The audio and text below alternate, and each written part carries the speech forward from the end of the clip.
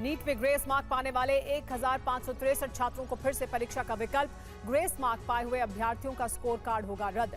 केंद्र सरकार ने सुप्रीम कोर्ट को दी जानकारी। सुप्रीम कोर्ट में एनटीए ने कहा 1563 छात्रों की 23 जून को दोबारा होगी परीक्षा। 30 जून तक घोषित होंगे नतीजे। सुप्रीम कोर्ट ने कहा नीट परीक्षा को पूरी तरह रद्द करना ठीक नहीं। 6 जुलाई से काउंसलिंग की प्रक्रिया होगी शुरू। नीट पेपर लीक मामले की 8 जुलाई को होगी सुनवाई। नीट परीक्षा मामले पर बोले शिक्षा मंत्री धर्मेंद्र प्रधान, पारदर्शिता के साथ पूरी कार्रवाई होगी। नीट में भ्रष्टाचार नहीं हुआ, अगर कोई दोषी हुआ तो सजा मिलेगी। नीट घोटाले पर बोले गौरव गोगोई, नीट मामले की सीबीआई जांच हो, जिस पर आरोप उसी एजेंसी को जांच का जिम्मा। दिल्ली जल संकट पर सुप्रीम कोर्ट का निर्देश। यमुना बोर्ड को सभी पक्षों के साथ बैठक बुलाने के निर्देश दिए। विदेश राज्य मंत्री कीर्तिवर्धन सिंह पहुंचे कुवैत में राहत कार्य का लेंगे जायजा। कुवैत अग्निकांड में अब तक 42 भारतीयों की मौत। कुवैत के उप प्रधानमंत्री शेख फहद यूसुफ अल सबा ने घटनास्थल का दौरा किया। शेख फहद ने कहा कंपनी मालिक के लालच की वजह से यह हादसा हुआ। भारतीय वायुसेना का विमान C-130J कुवैत भेजा गया। कुवैत से भारत लाए जाएंगे 42 भारतीयों के पार्थिव शरीर। कुवैत के लेबर कैंप में आग से 42 भारतीयों की मौत हुई है। प्रधानमंत्री मोदी आज इटली दौरे पर जाएंगे। पीएम मोदी के तीसरे कार्यकाल का यह पहला विदेश दौरा है।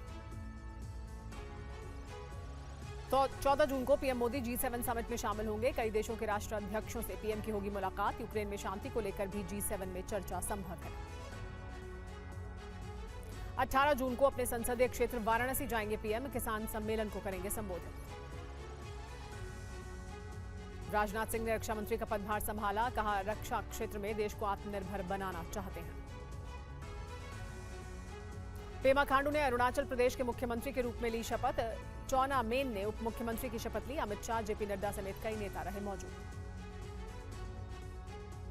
महाराष्ट्र की बारामती में शरद पवार का बयान, 4 महीने बाद आएगी हमारी सरकार, किसानों के मसलों का हल हम करेंगे।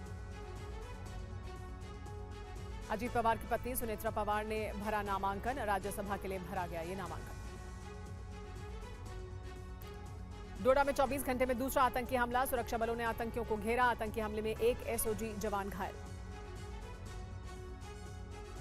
डोडा में सुरक्षा बलों का सर्च ऑपरेशन जारी। गंदोह के कोटा टॉप में सर्च ऑपरेशन जारी है। जम्मू कश्मीर पुलिस ने 4 आतंकवादियों के जारी किए स्केच। सूचना देने पर 5 लाख रुपए के नकद इनाम की घोषणा भी की गई। जम्मू में आतंकी हमले के बाद डोगरा फैन का प्रदर्शन। पाकिस्तान के खिलाफ जोरदार विरोध प्रदर्शन किया गया। डोडा में पूरे इलाके को सेना ने घेरा। रुक रुक कर आतंकी फायरिंग कर रहे हैं। रात से आतंकियों से मुठभेड़ जारी है। आतंकी हमलों के बाद शिवसेना उद्धव ठाकरे गुट की मांग। पाकिस्तान के साथ क्रिकेट न खेलने की मांग की गई। T20 वर्ल्ड कप में पाकिस्तान के साथ मैच का हो बहिष्कार। पाकिस्तानी क्रिकेटर ने रियासी हमले की निंदा की। हसन अली ने लिखा रियासी हमले पर सबकी निगाहें हैं। पाकिस्तान की संसद में भारतीय चुनाव की तारीफ की गई। विपक्षी सांसद शिबली फराज ने कहा बिना धोखाधड़ी के आरोपों के वहां आसानी से सत्ता हस्तांतरित की गई। हम भारत जैसा क्यों नहीं कर सकते। नमस्कार, स्वागत है आपका TV9 भारतवर्ष के स्पेशल बुलेटिन में। हम आपको अब बड़ी खबर बताने वाले हैं। जो अग्निवीर योजना है सरकार की, उससे जुड़ी हुई कुछ बड़ी और अहम जानकारियां सामने आ रही हैं। अग्निपथ क्या होने वाला है ये सरकार के लिए? सरकार अग्निवीर को लेकर क्या कुछ नया सोच रही है? क्या किसी बदलाव के बारे में विचार किया जा रहा है? इस तरह की कुछ जानकारियां सामने हैं और उससे जुड़ी हुई बड़ी खबर आपको बता रहे हैं हम। अग्निवीर योजना में सरकार बड़ा बदलाव करने जा रही है। चुनाव में विपक्ष ने अग्निवीर योजना को लेकर मोदी सरकार पर लगातार हमले किए। इस योजना को वापस लेने के भी वादे किए थे, लेकिन अब तीसरी बार शपथ लेने के बाद एनडीए सरकार इसे लेकर कई सुधार करने की तैयारी में है। एक तरफ भारतीय सेना ने रिव्यू और सर्वे के बाद कई सुझाव दिए हैं, वहीं 10 सचिवों की एक कमेटी भी बनाई गई है जो पीएमओ को रिपोर्ट देगी। आपको बताएंगे इस योजना में सरकार क्या बदलाव कर सकती है। लेकिन पहले बड़ी खबर जान लीजिए। बड़ी खबर इस मुद्दे से जुड़ी हुई है कि अग्निवीर योजना पर सूत्रों के हवाले से बड़ी जानकारी मिल रही है। कुछ प्रावधान बदलने के पक्ष में है सेना। सेना ने सर्वे और रिव्यू का हवाला दिया है। योजना से जुड़े लोगों से मांगे गए थे सुझाव और इन सुझावों के आधार पर कुछ प्रावधान बदलने के सुझाव दिए जा रहे हैं। सेना की तरफ से सर्वे और रिव्यू का हवाला दिया जा रहा है कि उन्होंने जो सर्वे किया है, जो रिव्यू किया गया है इस योजना को, उसके बाद कुछ बदलाव है जिनका प्रावधान किया जा सकता है। एक और बड़ी खबर इस मामले से जुड़ी हुई है कि अग्निवीर पर 5 बड़े बदलाव के पक्ष में है सेना। तो वो कौन से बड़े बदलाव हैं जिनकी बात की जा रही है? सबसे पहले 25% अग्निवीर रखने के फॉर्मूले में बदलाव संभव है। इसके अलावा कार्यकाल बढ़ाने के पक्ष में भी है सेना, यानी जो कार्यकाल या जिस कार्यकाल का अभी हवाला रखा गया था, सूत्र ये बता रहे हैं, सूत्रों के हवाले से जानकारी ये मिल रही है कि उसमें भी कुछ बदलाव किया जा सकता है। तो अलग अलग सुझाव दिए गए हैं। इन सुझावों पर क्या होगा आगे रुख, लेकिन ये सुझाव फिलहाल सेना की तरफ से दिए जा रहे हैं। सूत्रों के हवाले से ये बड़ी जानकारी आ रही है। लेकिन आइए आपको ये बता देते हैं कि अग्निवीर योजना में क्या बदलाव हो सकते हैं और किन बदलावों के पक्ष में है सेना। सेना ने रिव्यू किया है, सर्वे किया है और किन बदलावों को सेना की तरफ से सुझाव दिया जा रहा है कि ये किए जा सकते हैं। तो बदलाव जो जिनके पक्ष में सेना है, वो पहला बदलाव ये है कि 25% वाले फॉर्मूले में सुधार हो, यानी कितने अग्निवीर रखे जाने हैं, इसको लेकर एक रिव्यू किया जाए। 4 साल बाद 60% से 70% अग्निवीर रहें, यानी 4 साल के बाद जो अग्निवीर रहें सेना के पास, वो लगभग 60% से 70% होने चाहिए। दूसरा सुझाव या दूसरा बदलाव जो सुझाव दिया जा रहा है सेना की तरफ से, वो ये कि अग्निवीरों का कार्यकाल भी बढ़ा दिया जाए, यानी जिस कार्यकाल की अभी अग्निवीर के लिए जो प्रावधान किया गया था उसे बढ़ाए जाने की बात की जा रही है। कार्यकाल 4 साल से बढ़ाकर 7 साल कर दिया जाना चाहिए, ये सुझाव दिया जा रहा है, क्योंकि पहले अग्निवीर योजना के तहत 4 साल का अग्निवीर का कार्यकाल होना था, लेकिन सेना की तरफ से सुझाव यह है कि इसे बढ़ाकर 7 साल कर दिया जाए। तीसरा बड़ा बदलाव जो सेना की तरफ से जिसका सुझाव दिया जा रहा है, सूत्रों के हवाले से हमें यह जानकारी मिल रही है कि भर्ती के लिए आयु सीमा भी बढ़ाई जाए। भर्ती की उम्र 17 से बढ़ाकर 22 से 23 साल कर दी जाए। पहले 17 साल की आयु सीमा थी, लेकिन इसे बढ़ाया जाना चाहिए 22 से 23 साल तक भी। अगर आप अग्निवीर योजना में आना चाहते हैं तो आप इसके तहत आ सकें, यह प्रावधान किया जाए। चौथा बड़ा बदलाव जो सेना की तरफ से जिसका सुझाव दिया जा रहा है, वो ये कि ट्रेनिंग के दौरान विकलांग होने पर मदद मिले। अभी ऐसा कुछ नहीं था, यानी जो अभी की योजना है उसमें इस तरह का कोई प्रावधान नहीं था, लेकिन सेना का यह कहना है कि अगर ट्रेनिंग के दौरान कोई हादसा होता है, कोई विकलांग हो जाता है, तो फिर उसको मदद मिलनी चाहिए। सर्विस खत्म होने पर भी विकलांगता भुगतान जारी रहना चाहिए, यानी वो अपनी सर्विस जब पूरी कर बाहर निकले तो भी उसको जो ये भत्ता है, जो ये सहायता है, वो मिलनी चाहिए। पांचवा बड़ा बदलाव ये कि शहीद होने पर परिवार के सदस्य को नौकरी मिले। अभी ये प्रावधान नहीं था और ये एक बड़ा फैक्टर था जिसकी वजह से इसका विरोध हो रहा था, क्योंकि सेना में जो अभी लोग हैं उनको उनके परिवार को नौकरी मिलती है। शहीद होने पर परिवार को आर्थिक भत्ता भी दिया जाना चाहिए, तो नौकरी भी मिले और आर्थिक भत्ता भी दिया जाना चाहिए। इस पर हमारे साथ TV9 भारतवर्ष संवाददाता जुड़ गए हैं, न्यूज रूम से संवाददाता सुमित चौधरी जुड़ गए हैं। इसके अलावा अंजू निर्वाण भी हमारे साथ जुड़ी हुई हैं। सुमित, ये मुद्दे जो सुझाव दिए जा रहे हैं सेना की तरफ से, पहले तो ये बताइए कि किस तरह का ये सर्वे किया गया था।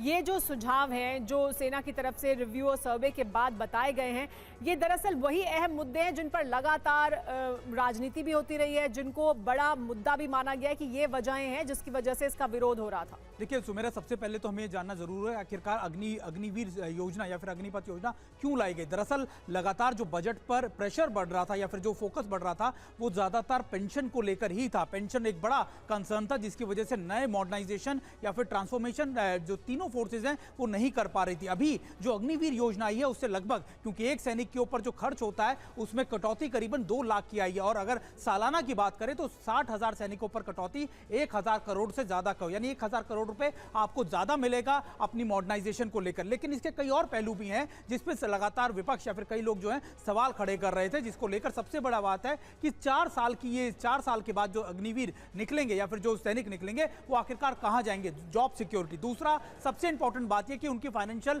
चीजों पर किस तरीके से प्रभाव पड़ेगा। तो इन चीजों को लेकर आर्मी ने कई ग्रुप से, कई वेटरन से, खासतौर पर इंटरनल भी कई सुझाव मांगे, जिसमें इन सुझावों में एज को बढ़ाया जाए या फिर 4 साल की जगह 7 साल किया जाए, उनके जो पूरा टेन्योर है। उसके अलावा उनको जो फाइनेंशियल मदद है उसकी चीजों को बढ़ाया जाए, यानी कि उनके जो अगर कोई जख्मी हो जाता है तो उसके लिए उसको पेंशन या उसको पैसा ज्यादा दिया जाए। अगर युद्ध वाली स्थिति में या फिर ऑपरेशन के अंदर कोई बड़ी कैजुअलिटी हो जाती है या फिर कोई सैनिक मारा जाता है तो फिर उसके परिवार को आर्थिक मदद के साथ साथ नौकरी दी जाए। तो कई ऐसे प्रावधान है, कई ऐसे सुझाव हैं जो इसको लेकर आए हैं। अंजू, लेकिन जो ये सुझाव दिए जा रहे हैं इसके लिए किस तरह का सर्वे किया गया था और क्या और भी लोगों से इसको लेकर, क्योंकि कहा जा रहा है कि और राय ली जाएगी और जो अलग अलग स्टेक होल्डर्स हैं उनसे मशवरा लिया जाएगा और राय मशवरा लेने के बाद ये इस पर और विचार किया जा सकता है। तो किन किन लोगों से और इसके बारे में चर्चा चल रही है, कहाँ से और सुझाव मांगे जा रहे हैं?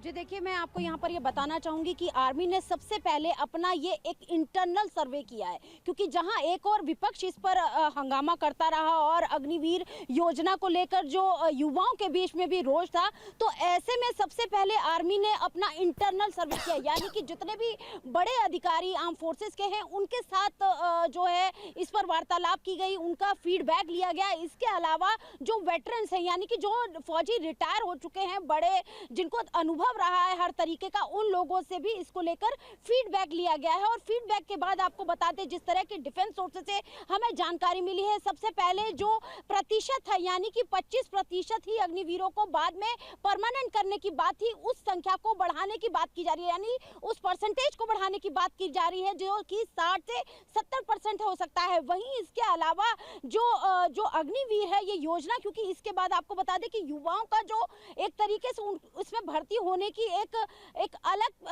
लेवल पे वो चीज चली गई थी। सबसे बड़ी बात यह है कि युवा ये भी चाहते हैं कि अगर वो फौजी बन रहे हैं तो उनको सेना में और ज्यादा काम करने का मौका मिले, यानी कि जो अग्निवीर भर्ती हो रहे हैं उन लोगों से भी इस पर चर्चा की गई है, उनसे भी इस पर फीडबैक लिया गया है। और उसी के बाद आपको बता दें कि एक तरीके का एक प्रारूप तैयार किया गया है और उस पर जो फाइनल मोहर लगाएंगे वो पीएमओ लगाएगा। लेकिन आपको बता दें कि इंटरनल सर्वे अभी भी चल रहा है और इसको लेकर बातचीत अभी भी जारी है। इंटरनल सर्वे है, इंटरनल सर्वे किया गया है और उसके आधार पर ये सुझाव दिए जा रहे हैं। लेकिन एक बड़ी खबर इससे जुड़ी हुई है कि अग्निवीर योजना पर सरकार भी एक्टिव है।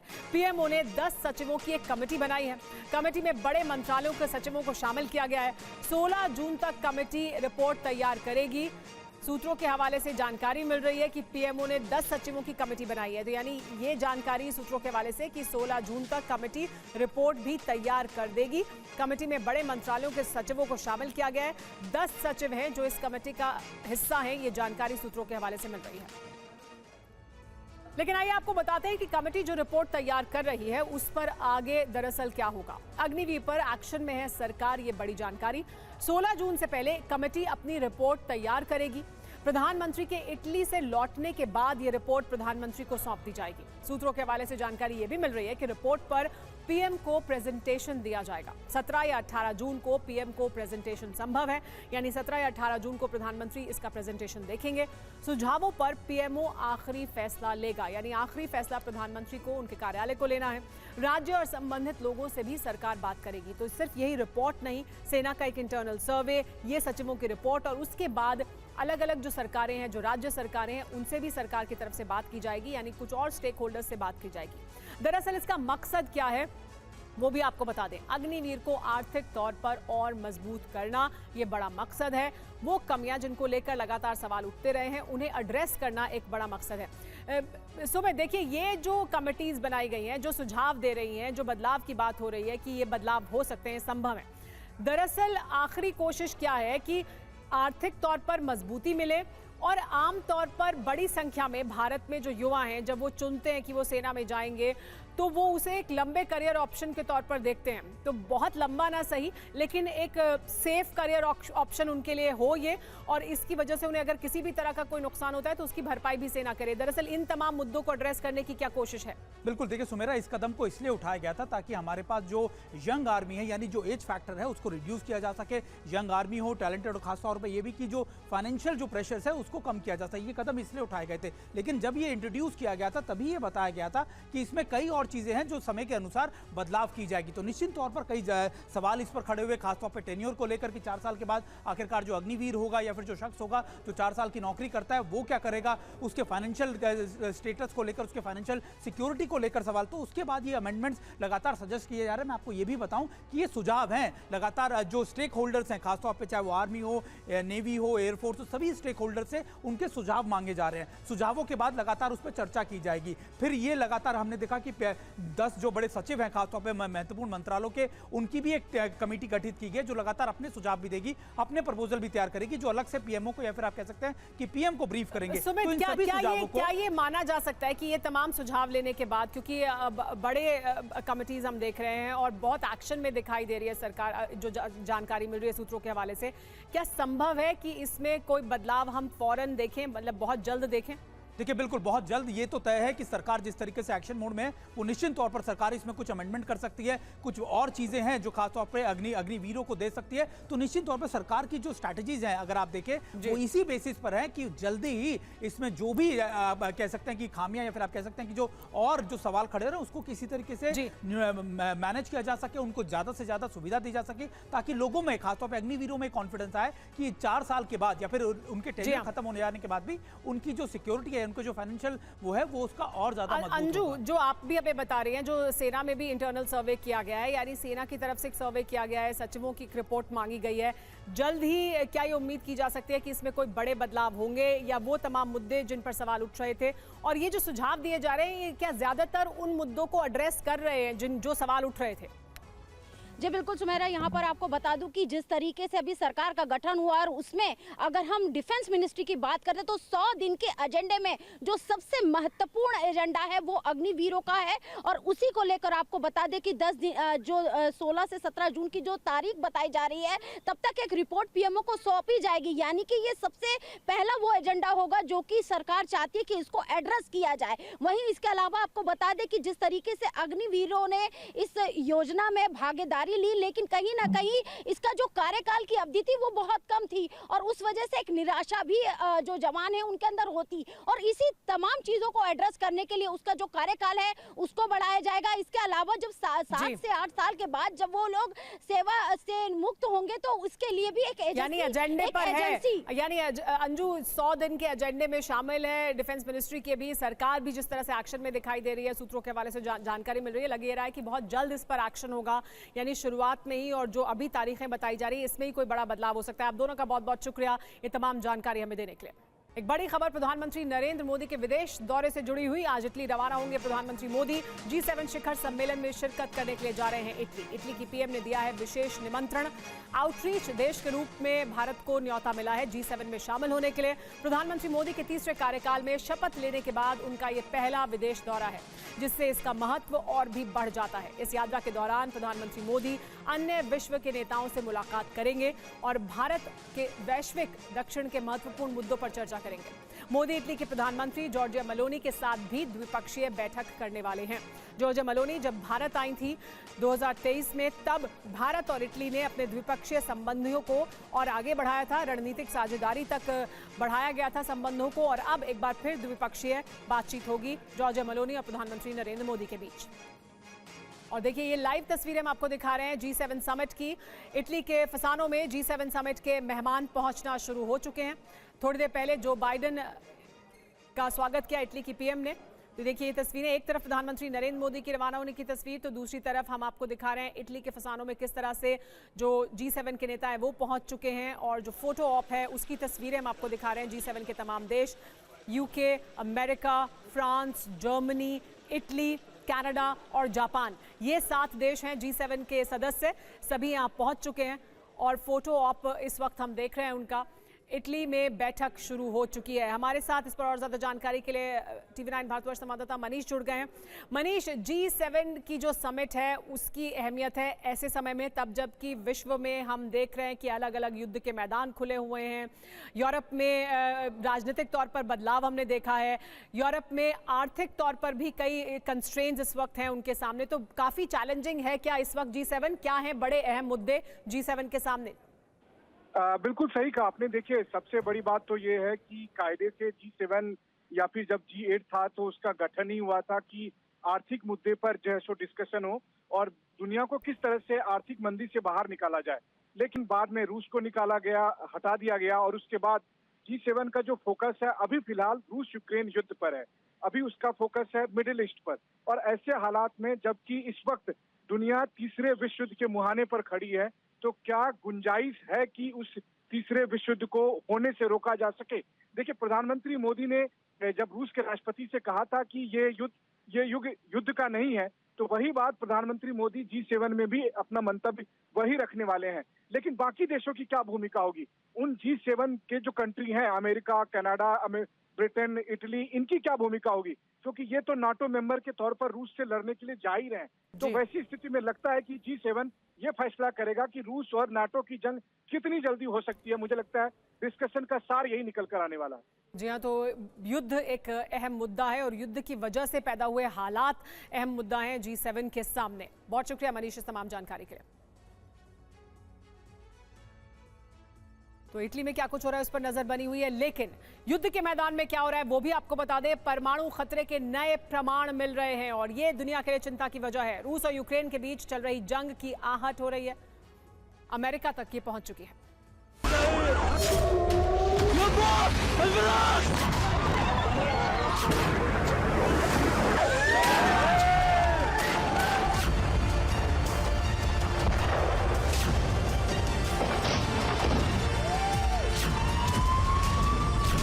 रूस और यूक्रेन के बीच चल रही जंग की आहट अमेरिका तक पहुंच चुकी है, क्योंकि रूस ने अमेरिका के पास अपने विनाशक हथियारों की तैनाती कर दी है। बड़ी जानकारी इससे जुड़ी हुई है कि यूक्रेन जंग के बीच अमेरिका और रूस में तनाव की आशंका बढ़ गई है। रूस का समुद्री जंगी बेड़ा क्यूबा पहुंचा है। वॉरशिप और परमाणु पनडुब्बी क्यूबा पहुंच चुकी है। वॉरशिप पर जिरकॉन और कैलिबर मिसाइल तैनात की गई है। तो देखिए किस तरह से तनाव बढ़ रहा है। क्यूबा के तट पर पहुंची है वॉरशिप और परमाणु वॉरहेड लेकर। वॉरशिप पर जिरकॉन और कैलिबर मिसाइल भी तैनात है। रूस और अमेरिका आमने सामने दिखाई दे रहे हैं। क्या है दरअसल पुतिन की योजना और ये तनाव किस हद तक जाएगा, ये बड़ी जानकारी।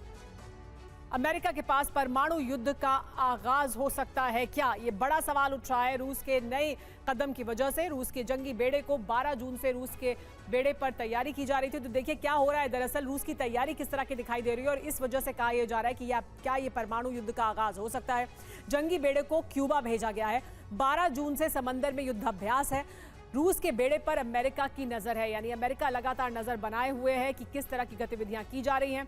जंगी बेड़े में दरअसल क्या क्या शामिल है। वॉरशिप है एडमिरल गोर्शकॉफ, इसके अलावा परमाणु पनडुब्बी भी है कजान और परमाणु मिसाइल भी है जिरकॉन और कैलिबर, इससे ये लैस है। तो ये जंगी बेड़ा पहुंचा है क्यूबा के तट पर, अमेरिका से बहुत कम दूरी पर। अमेरिका को इसकी वजह से क्यों टेंशन है, क्यों ये चिंता की वजह है अमेरिका के लिए, क्योंकि यहां से अमेरिकी जल क्षेत्र सिर्फ 40 किलोमीटर दूर है। इसके अलावा रूस पर अमेरिकी हथियारों से हमला कर रहा है यूक्रेन, क्योंकि यूक्रेन अमेरिकी हथियारों का इस्तेमाल कर रहा है। रूस लगातार ये कह रहा है कि ये वो बर्दाश्त नहीं करेगा।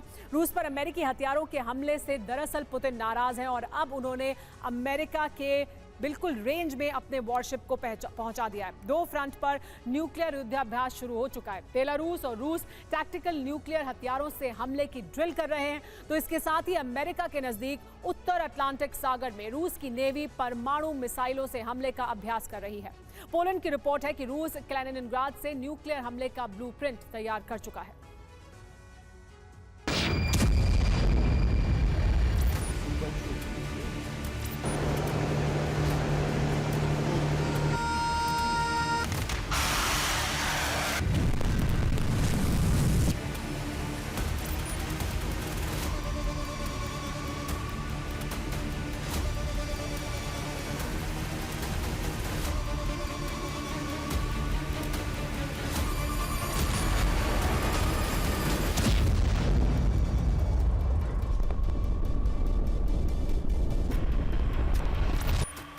पोलैंड के बॉर्डर पर रूस की शॉर्ट रेंज बैलिस्टिक मिसाइलें स्कंदर गरज रही हैं।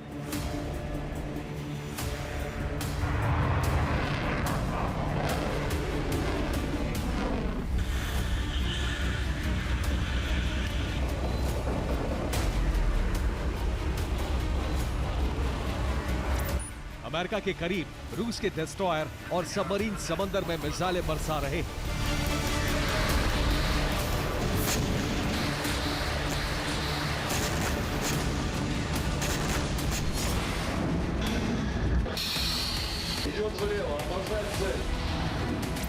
पुतिन ने 2 फ्रंट पर युद्धाभ्यास शुरू कर दिया है। ये तस्वीरें बेलारूस से आई हैं, जहां पोलैंड के बॉर्डर के नजदीक रूस और बेलारूस की सेनाएं बारूद बरसा रही हैं।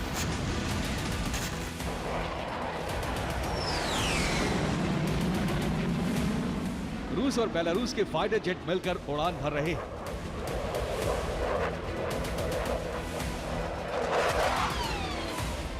दोनों सेनाओं के पायलट मिलकर टारगेट पर मिसाइलें और बम बरसाने के अभ्यास में जुटे हैं।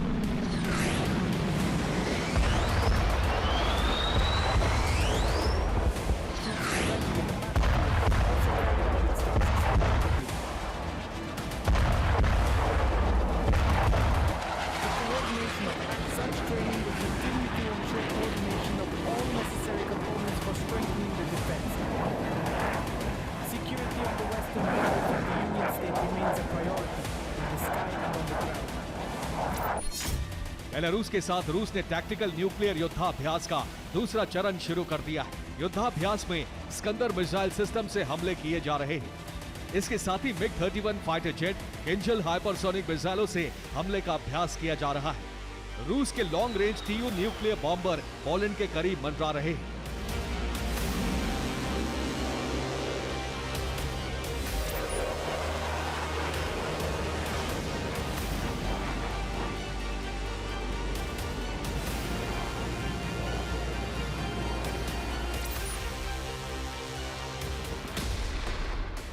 रूस ने कहा है कि ये उसके दुश्मनों को खुली चेतावनी है। रूस और उसके सहयोगी देश किसी भी खतरे से निपटने के लिए तैयार हैं। दुश्मन पर पल भर में विनाशक हमले कैसे होंगे, ये उसी का अभ्यास किया जा रहा है।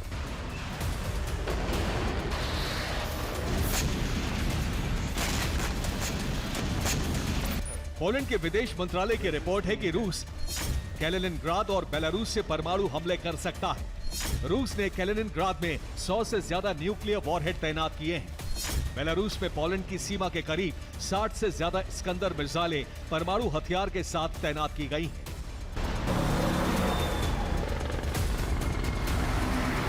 बेलारूस और कैलिनिनग्राद से रूस यूरोप के किसी भी देश पर परमाणु हमला कर सकता है, लेकिन खतरा अमेरिका पर भी मंडरा रहा है।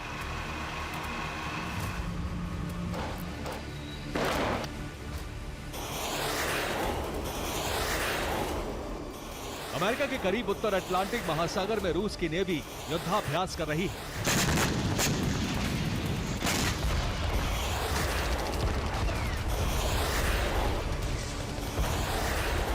यूक्रेनी सेना ने क्रीमिया पर ताबड़तोड़ हमले करके रूस के एयरबेस और नेवल बेस भस्म कर दिए।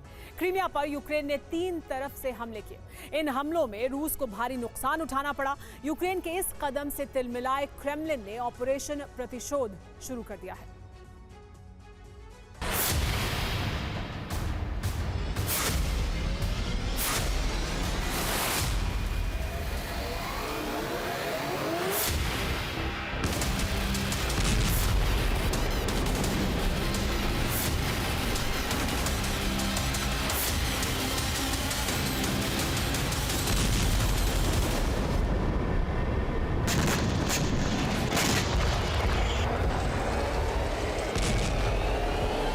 पुतिन के साम्राज्य विस्तार के पहले भूभाग यानी क्रीमिया का कवच पूरी तरह ध्वस्त हो चुका है।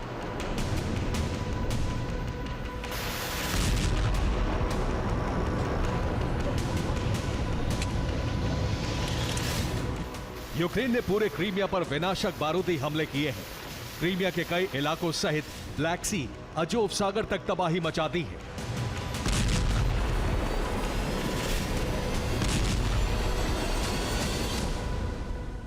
यूक्रेन ने हमले उस वक्त किए जब क्रेमलिन रूस दिवस की तैयारी कर रहा था।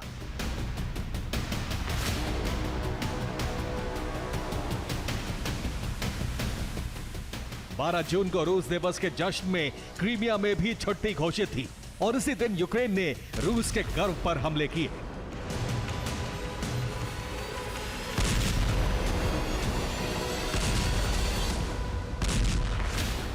ये क्रीमिया पर यूक्रेन के हमले की तस्वीरें हैं। ये धधकता हुआ रूस का पंजशीर एयर डिफेंस सिस्टम है। यूक्रेनी सेना ने अमेरिका के टोही ड्रोन से मिले इनपुट के आधार पर सटीक हमले किए और क्रीमिया में कई रूसी ठिकाने और मोर्चे तबाह कर दिए।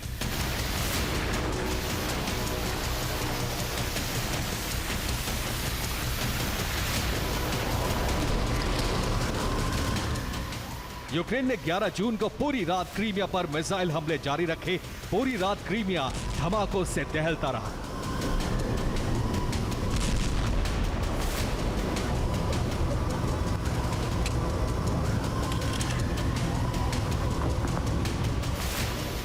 यूक्रेनी मीडिया के मुताबिक रात 2:47 पर क्रीमिया में पहला धमाका सुना गया।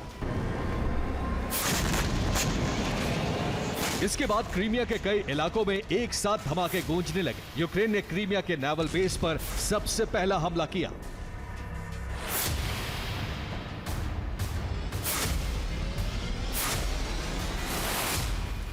पहला धमाका क्रीमिया के सेवेस्तोपोल बेस पर हुआ। यहां रूस की अटैक बोट को नुकसान होने की खबर है। इसके बाद सिम्फरोपोल में धमाका हुआ। यह पोतोरिया में रूसी सैन्य बेस पर भी धमाके हुए,